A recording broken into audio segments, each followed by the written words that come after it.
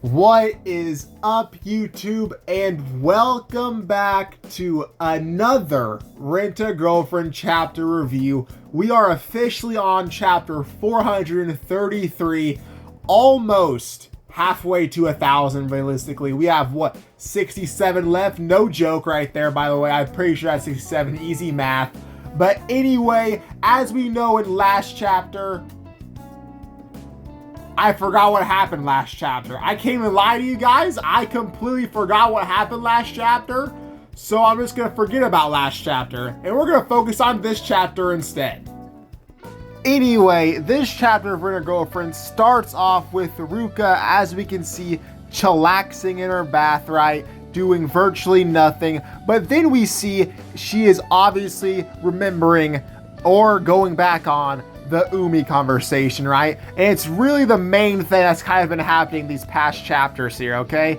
Umi is like I said before, bro, he's on some light Yagami shit, dude. This dude is doing something. I don't know what the fuck he's doing, man, but he's doing some bullshit, dude, and it's pissing me off because Umi, just give the fuck up, my guy. Just give the shit up, bro.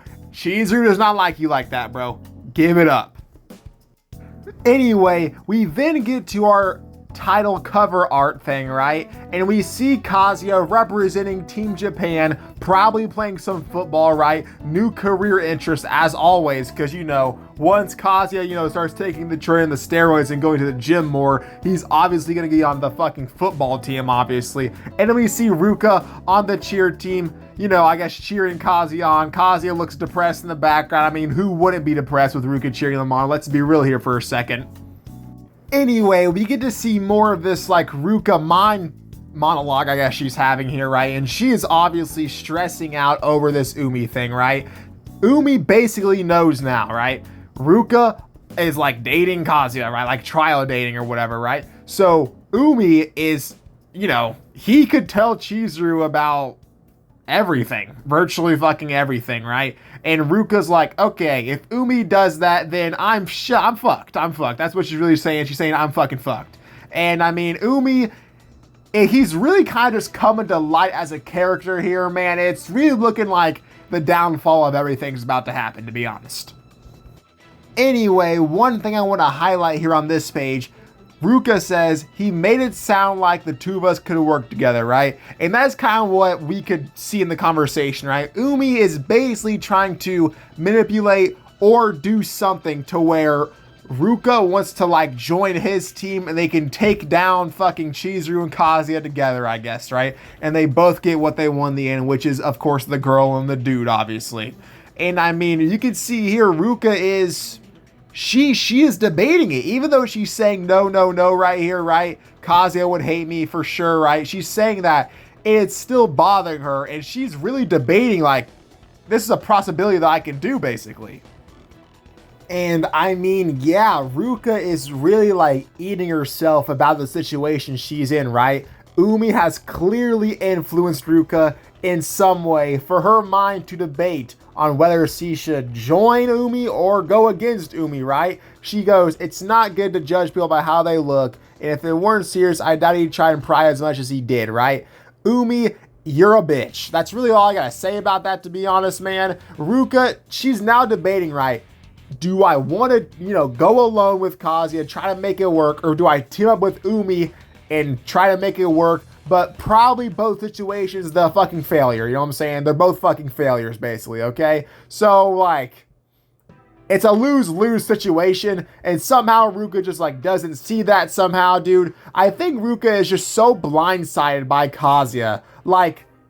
She needs to, do something outside of KAZUYA. Anyway, Ruka then kind of, defaults back to KAZUYA's problems a little bit, right? She talks about how KAZUYA and Chizuru were keeping secrets from everybody else, but that was really only for the grandmas anyway, so I don't really get what Ruka's even complaining about right there, to be honest. And then Ruka goes from the sneaking and secrets to, remembering about how she sexually assaulted KAZUYA, you know what I'm saying? Totally normal thing to do, I guess. Whatever, man. I don't think anyone wants to see that ever again, dude. But then she goes back to the Umi situation, right? Where Umi says, I doubt you two have done anything physical, right? And we remember Umi did have a weird reaction to that, you know, like blush Ruka had on her face, right? Umi kind of questioned a little bit, like, did you guys actually do something, you know what I'm saying? Which, I guess Ruka did something, obviously. Kazuya didn't do shit. And then Ruka gets like so like stressed out that she starts burning up in her bath, and she does have to get out of the bath, right? You know what I'm saying? You don't want to like have any health problems, obviously. You don't want to like burn any skin off or whatever, right? But I mean, this Umi conversation is just kicking the shit out of Ruka's mental capacity here, dude. You can tell she's stressing her shit out, bro. She is fucking cooked right here, dude. It's getting fucking fried in the back, bro. It's bad. Anyway, Ruka then says, if we could fall in love with each other without spoiling anything, I'd be so happy. Well, here's the thing, Ruka. I know it's about you, right? But Kazuya doesn't feel that way, and he hasn't felt that way in any chapter whatsoever at all in this series. So why don't you give up, go find another dude, and just move on with your life? And then Ruka, just out of nowhere, she says, this is your fault, Kazuya, you dummy. What the fuck? What the actual shit? How is it Kazuya's fault that you suck at life, Ruka? How the fuck is it Kazuya's fault that you actually suck at being a character and being relatively interesting whatsoever, Ruka? I don't get it, dude. I don't get it, man. It's time to just move on with the character, man. Can we drop the nuke and just bomb her off the planet? Please. But anyway, Ruka's kind of, you know, part in this chapter comes to an end, right? She's, you know, getting out of the bath. She's doing whatever. But then we cut to Kazuya and the fucking fish. And the fish is dropping some absolute ball knowledge right there, if you want to read that. But then we see Kazuya is, of course, struggling with his, like, love letter thing. I just don't know why we're still doing this, to be honest, man. Realistically, Kazuya has confessed to Chizuru maybe around like 500 times now, so I don't get why the fuck he's the one who has to be confessing here, and Chizuru, per usual, doing nothing to confess to Kazuya, per usual. Anyway, on this page, we really get to see the best part of the chapter, which is Kazuya working out like an absolute Chad per usual, you know what I'm saying? Of course, that's what we all want to see, and he's like, I guess he's like multitasking, doing the love letter thing. Dude, can we just drop the fucking love letter, to be honest, dude? I want to see Chizuru confess to Kazuya. That's what I want to see, man. I want to see Chizuru actually put in the work to be in this relationship and not be a lazy bum. That's what I want to see. But then Kazuya, you know, he does his typical Kazuya stuff and starts like stressing the fuck out about, you know, all this shit going on, right, with the job hunt, the workout, the license, all the bullshit happening, dude. And then he, you know, he's sitting here like, I'm trying my best on, you know, the love letter thing, right? But then he kind of comes to a realization here. Although I don't really want Kazuya to, you know, base anything off Umi. Umi did do the right thing, and he kept his confession to like five words max. You know what I'm saying, dude? It's literally just a simple, I love you. And Kazuya, he now realizes that right here, right? He realizes Umi's confession is just simple. Like, it doesn't have to be some detailed paragraph, some detailed essay or whatever the fuck he's writing.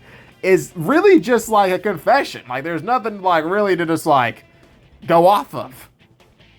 Anyway, Kazuya then comes to maybe the dumbest realization I've ever seen in my life. He says Umi got rejected because his confession was simple. Actually, Kazuya, Umi got rejected because Chizuru doesn't fucking like Umi, okay? It's that simple, my guy. Umi sucks, as we all know, dude. Kazuya, bro, you need to tap in. I believe in you. The community, okay, the community maybe not. They don't really believe in you, to be honest, but I believe in you. I believe in you, Kazuya. It's in the heart, man. It's in the brain, okay? I believe you can make it happen, bro. Just lock it in. Please, man, please. Then Kazuya kind of goes into deep thought about, you know, the difference between the rental girlfriend of Chizuru, right? And, you know, the actual person of Chizuru, obviously, right? And I mean, like, fuck them both, because they aren't doing shit for you, Kazuya, to be honest with you, man. Chizuru, I know you love Chizuru and everything, right? But what has Chizuru realistically done to develop this relationship whatsoever, right? Kazuya does everything to me. It really seems like that way for me, man. I just don't know anymore, to be honest. Chizuru really has to step up her game, if I'm being completely real with everyone.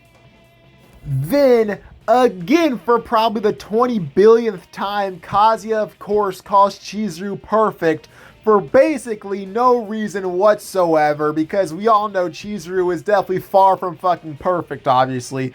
But then again, we know Kazuya is like, you know what I'm saying, I titled him the ultimate simp, bro. He's absolutely just glazing right now. But then he goes back to like his love confession essay, poem, or whatever the fuck here, and I mean, like, he's just like reviewing the shit out of it, bro. Like, who the fuck cares about the fucking poem, man? No one cares, dude. I think the poem is gonna get dropped anyway.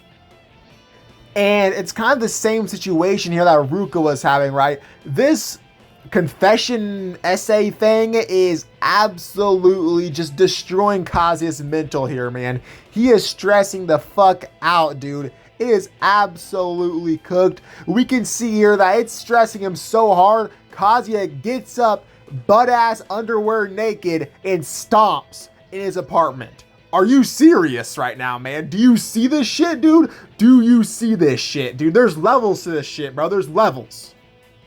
Then this page, it looks like Kazuya kind of stomped his way over to some pictures he's got just like chilling around in his apartment, I guess, of Chizuru, probably jerking his shit to him, as we all know, you know what I'm saying, dude? Reminiscing over the good times, you know, when life was, I guess better than it is now. I don't really know. I don't know what Kazuya does for anything, to be honest, dude. He looks like he just goons all day to Chizuru, to be honest, man. So there's nothing really to talk about on this page, to be honest.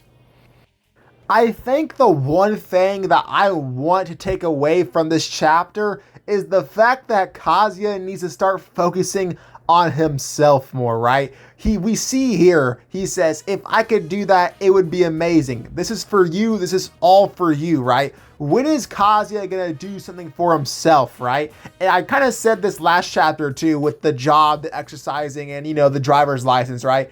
If Chizuru were to reject Kazuya would still have those three things, right, that he accomplished for himself, which is good ultimately.